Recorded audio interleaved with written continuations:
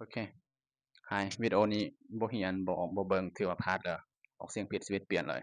เป็นเสียงที่ภาษาลาวบ่มีบ่แม่นแต่นักเรียนลาวก็คือนักเรียนต่างประเทศที่เขาเจ้าบ่เป็นที่เขาเจ้าเรียนภาษาอังกฤษที่ภาษาอังกฤษหั้นน่ะบ่แม่นภาษาแรกของเขาเจ้าน่ะออกสำหรับบ่ถึกออกสำหรับบ่ถึกบ่หมายเข้าเจงเนาะ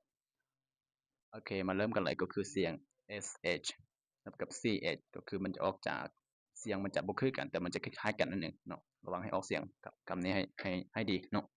ก็คือ sh ก็คือ sh นะภาษาลาวบ่มีเนาะภาษาลาวบ่มีกับ ch ก็คือบ่มีคือกันคือสังเกตเบิ่งริมฝีปากเบิ่งวิธีการออกเสียงมันถูกต้องเนาะ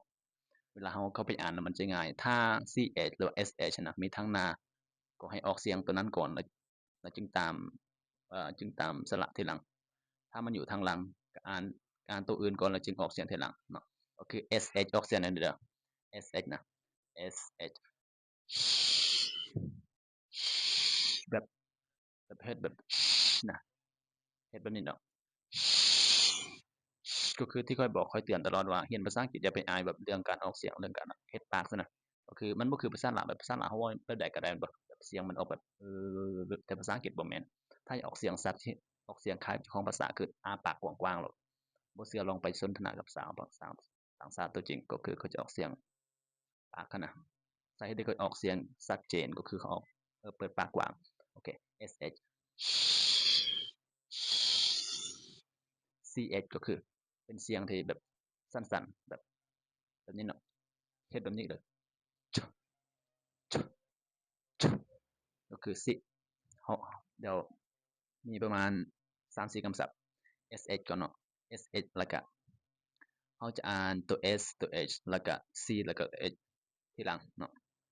คือเราจะอ่าน sh แล้วก็ที่2มาเราจะอ่าน ch เนาะก็คือ shop shop แม่นบ่แล้วก็ ch ก็คือ chop chop sh share share ch chair chair sh sh ก็คือมาต่อ splash splash เห็นบ่มี sh ทางหลังก็คือ splash แล้วก็ตัว ch ตัวสุดท้าย catch catch โอเคอ่านทวนขึ้น shop chop share chair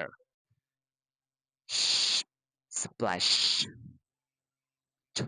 catch โอเคมีแต่ไปฝึกเนาะแล้วก็อ่านเนาะค่อยสิเบิ่งดีแท้ก็คือถ้าบ่กล้าก็คืออัดเสียงออกมาก็ได้ถ้ากล้าก็คือออกมาเลยมันบ่มีไผสิหัวบ่มีไผสิจัดบ่มีไผสิแบบสำเนียงนั้นบ่ดีสำเนียงเจ้าบ่ดีแบบนั้นแบบนี้ดอกเนาะมีแต่ไผบ่กล้ามีแต่อัดเสียงออกมาข้อยอยากฟังเสียงให้มันถูกต้องข้อยอยากฟังแบบ perfect pronunciation คือต้องเพอร์เฟกต์ต้อง